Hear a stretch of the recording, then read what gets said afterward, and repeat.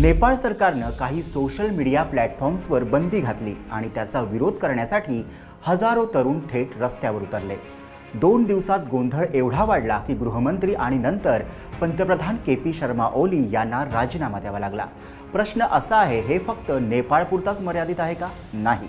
Bangladesh, Pakistan, Sri Lanka, Myanmar, Afghanistan सगळीकडे pattern एकच आहे। जनतेचा राग, आंदोलन, हिंसा, सत्ता बदल। आज आपण पाहूयात भारताच्या शेजाऱ्यांमध्ये अस्थिरतेची आग का पसरली आहे, नेपाळमध्ये काय झालं, बाकी देशात परिस्थिती कशी आहे आणि या सगळ्याच्या मागे CIA सारख्या बाहेरच्यांचा हात आहे का की फक्त स्थानिक असंतोष? नमस्कार, मी विहंग ठाकूर। सोशल मीडिया प्लॅटफॉर्मवर बंदीचा निर्णय जाहीर झाला आणि काठमांडूच्या रस्त्यावर जेनझी म्हणजेच तरुणाईचा उद्रेक दिसून आला। हजारो तरुण रस्त्यावर उतरले। इथल्या सत्ताधारी वर्गाच्या विरोधात संताप व्यक्त करत भ्रष्टाचार थांबवा, वंशवाद संपवाचा नारा त्यांनी दिला। सत्ताधाऱ्यांना या असंतोषाच्या मागचा उद्रेक समजला नाही, त्याची उलट प्रतिक्रिया उमटली। आंदोलन एवढं जोरात पेटलं की काही दिवसातच राजकीय भूकंप झाला। आधी गृहमंत्री, नंतर मग पंतप्रधान के.पी. ओली शर्मा यांना राजीनामा देऊन युवकांचा संताप कमी होत नाही असं दिसताच देश सोडावा लागला। यातून काय दिसतं? शेजारील देशात तरुणाई आता सरकारची जबाबदारी निश्चित करू इच्छिते। हे फक्त लोकशाहीच्या घोषणांनी समाधान नाही, त्यांना परिणाम हवे आहेत। नेपाळ एकीकडे पर्यटन, निसर्ग आणि शांततेचं प्रतीक मानलं जातं, पण आज त्या देशात राजकीय अस्थिरता, तरुणांचा राग आणि सत्ता केंद्राविषयी अविश्वास हाच मुख्य चेहरा बनलाय। पण हे चित्र नेपाळचंच आहे का? तर नाही। भारताच्या शेजारील राष्ट्रांमध्ये असंतोष धुमसतोय।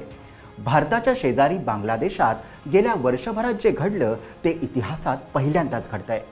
सरकारी नोकऱ्यांमधील आरक्षण रद्द करण्याच्या मागणीवरून सुरू झालेलं आंदोलन काही दिवसातच प्रचंड हिंसक झालं। विद्यार्थी आणि बेरोजगार तरुण हजारोंच्या संख्येनं रस्त्यावर उतरले। ढाक्यासह अनेक शहरात पोलीस आंदोलकांमध्ये तासनतास चकमकी सुरू राहिल्या। मंत्रालय, सरकारी ऑफिसेस, गाड्या यांना वेढा घालण्यात आला। मंत्र्यांना लक्ष्य करून मारहाण झाली, काहींना अटकही झाली। सर्वात मोठा धक्का बसला तो पंतप्रधान शेख हसीना यांच्या निवासस्थानावर झालेला हल्ला। तेव्हा सुरक्षा रक्षकांशी चकमक झाली आणि अखेर शेख हसीना यांना देश सोडावा लागला। भारताने त्यांना तात्पुरता आश्रय दिलाय। UNच्या अंदाजानुसार या आंदोलनात आणि नंतरच्या हिंसाचारात सुमारे 1400 लोक मारले गेले, हजारो लोक जखमी झाले, लाखो लोकांवर खटले दाखल झाले। आज बांगलादेशात नोबेल विजेते मोहम्मद युनिस यांच्या नेतृत्वाखाली अंतरिम सरकार आहे, पण कायदा सुव्यवस्था पूर्णपणे ढासळली आहे। अपहरण, अल्पसंख्याकांवर हल्ले हे सर्व वाढत चाललंय। आवामी लीगवर बंदी, BNPचं रस्त्यावरचं आंदोलन, बांगलादेशमध्ये राजकीय गोंधळ, गृहयुद्धासारखं वातावरण आणि अस्थिरता दिसून येत आहे। भारताच्या शेजारी दुसरं मोठं बंड झालं ते श्रीलंकेत। 2021च्या शेवटी आणि 2022च्या सुरुवातीला श्रीलंकेवर आर्थिक संकट कोसळलं होतं। राष्ट्रपती गोटाबाया राजपक्षे आणि पंतप्रधान महिंदा राजपक्षे यांनी सेंद्रिय शेतीचं स्वप्न दाखवत रासायनिक खतांवर बंदी घातली। या चुकीच्या धोरणामुळे पीक हातातून तर गेलंच, देशात अन्नधान्य टंचाई निर्माण झाली आणि आयात वाढली। त्याचवेळी पर्यटन आणि परकीय चलन मिळवण्याचं स्रोतही संपलं। श्रीलंका परदेशी कर्जात बुडलं। IMF सह जागतिक बँक, चीन, भारत सर्वांचं कर्ज फेडणं अशक्य झालं। महागाई विक्रमी पातळीवर गेली। पेट्रोल, गॅस, दूध, औषधं यासाठी लोकांना लांबच लांब रांगा लावाव्या लागल्या। या सगळ्यांमुळे जनता संतप्त झाली। हजारो लोक रस्त्यावर उतरले। गो होम राजपक्षे अशा घोषणा देत आंदोलन सुरू झालं। श्रीलंकेचं राष्ट्रपती भवन, पंतप्रधान कार्यालय, मंत्रालय सगळीकडे लोकांनी वेढा घातला। 7 जुलै 2022ला परिस्थिती इतकी बिघडली की आंदोलकांनी थेट राष्ट्रपतींच्या घरात घुसून ताबा घेतला। जगभरात या प्रतिमा व्हायरल झाल्या।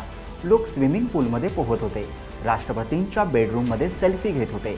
या दबावाखाली गोटाबाया राजपक्षे देश सोडून गेले। महिंदा राजपक्षेंनाही पद सोडावं लागलं। जनतेच्या रागाने 14 वर्षांच्या राजपक्षे साम्राज्य कोसळलं। यानंतर 2022मध्ये रानिल विक्रमसिंघे हंगामी राष्ट्रपती झाले। अफगाणिस्तानात अस्थिरता नवीन नाही। 2001मध्ये 9/11च्या हल्ल्यानंतर अमेरिकन सैन्यानं तालिबान सरकार पाडलं होतं। 2001 ते 2021 अशी तब्बल 20 वर्ष अमेरिकन आणि NATO सैन्य अफगाणिस्तानात होतं। या काळात देशात नव्या सरकारची निवडणूक, महिला शिक्षण, नवे रस्ते, सुरक्षा दलांचे प्रशिक्षण अशा अनेक गोष्टी घडल्या। पण पाठीमागे तालिबान कधीच पूर्णपणे संपला नव्हता।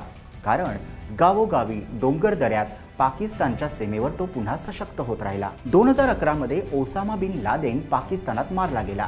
त्यानंतर अमेरिकेत हळूहळू असा दबाव वाढला की अफगाणिस्तानातून सैन्य परत बोलवावं। अखेरीस डोनाल्ड ट्रम्पपासून सुरू झालेली आणि जो बायडननी पूर्ण केलेली सैन्य माघार 2021 मध्ये झाली। अमेरिकन सैन्य गेल्यावर फक्त काही दिवसातच तालिबाननं काबूलवर कब्जा घेतला। राष्ट्राध्यक्ष अशरफ घनी देश सोडून पळाले आणि जगाच्या डोळ्यासमोर 20 वर्षांची लोकशाही एका झटक्यात कोसळली। आज अफगाणिस्तानात तालिबान पूर्णपणे सत्तेत आहे। महिला शिक्षणावर बंदी, ड्रेस कोड, कठोर शरिया कायदा, 1990च्या दशकासारखं शासन पुन्हा सुरू झालंय। मीडिया, विरोधक आणि कार्यकर्त्यांवर दबाव आहे। अर्थव्यवस्था कोलमडली आहे, बेरोजगारी प्रचंड वाढली, लोकांचं वेतन थांबलं। जगातील अनेक देश अफगाणिस्तानातील तालिबान सरकारला मान्यता देत नाहीयेत। त्यामुळे हा देश आंतरराष्ट्रीय स्तरावरून अलिप्त आहे। आता आपल्या शेजारील आणखीन एक आपलं शत्रू राष्ट्र म्हणजे पाकिस्तान। पाकिस्तानात 1947 पासून लोकशाही स्थिर झालेली नाही। सेना वेळोवेळी सरकार पाडते। 2022 मध्ये इम्रान खान यांना अविश्वास ठरावातून हटवलं। सध्या शहबाज शरीफ आणि बिलावल भुट्टो यांचं आघाडी सरकार चालतंय।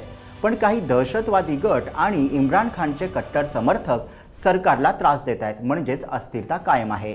म्यानमारमध्ये 2021 मध्ये सैन्याने निवडून आलेलं सरकार उलथवलं गेलं। रोहिंग्या प्रश्न नीट सोडवला नाही म्हणून आरोप झाले। त्यानंतर गृहयुद्ध झालं। रोहिंग्यांचं शेजारील देशात पलायन सुरू आहे। सत्ता अजूनही सैन्याकडेच आहे, पण सैन्यामध्येही 2 गट पडले आहेत। आता हे बघा, नेपाळमध्ये आंदोलन, बांगलादेशात क्रांती, श्रीलंकेत लोकांची घुसखोरी, पाकिस्तान सरकार कोसळणं, म्यानमारमध्ये लष्करी सत्तेला आव्हान, पॅटर्न एकच, लोक नाराज, सोशल मीडियावर मोहीम, आंदोलनं हिंसक होतात आणि मग सरकार पडतं। मग प्रश्न येतो, हे सगळं फक्त स्थानिक रागामुळे घडतंय का, की यात अमेरिकन गुप्तचर संस्था CIA हात आहे? CIA शीतयुद्ध काळापासून आरोप होतात। चिली, इराण, अफगाणिस्तान इथं सरकार पाडण्यात त्यांनी गुप्त कारवाया केल्या। म्हणूनच आज नेपाळ, बांगलादेशातील आंदोलनं पाहून शंका घेतली जाते। याबाबत थेट पुरावे नाहीत, पण काही पॅटर्न सारखेच दिसत आहेत। आंदोलकांना आंतरराष्ट्रीय मीडियाचा सपोर्ट, सरकारवर मानवी हक्काच्या नावाखाली दबाव। तज्ज्ञांचं मत असं आहे की स्थानिक प्रश्न खरे आहेत, पण त्यांचा आवाज वाढवण्याचं काम कोण करतंय? म्हणजे CIA थेट खेळत नाही, पण लोकशाहीतल्या त्रुटींना ते अधिक उघड करतात। मग आता तुम्हाला प्रश्न पडला असेल, भारतामध्ये असं का होत नाही? तर भारतामध्ये संविधान मजबूत आहे, लोकशाही संस्था, न्यायालय, मीडिया, निवडणूक आयोग अजूनही टिकून आहेत आणि सर्वात महत्त्वाचं, भारतीय सैन्याला कधीच राजकारणात येऊ दिलं नाही। म्हणूनच भारतात बदल होतात, निवडणुकातून, रस्त्यावरून नाही। भारताच्या शेजारी जे चालले ते फक्त तख्तापलट नाही, तर एक मोठी डेमोक्रेसी क्रायसिस आहे। नेपाळ, बांगलादेश, श्रीलंका येथील पॅटर्न एकच आहे। बाहेरचा हात असो वा नसो, जर स्थानिक सरकार लोकांच्या समस्या सोडवू शकलं नाही तर अस्थिरता कायम राहील। हा विषय तुम्हाला कसा वाटला याविषयी मत खाली कमेंट्समध्ये नक्की लिहा आणि व्हिडिओ आवडला असेल तर लाईक करा, शेअर करा आणि सबस्क्राईब करा।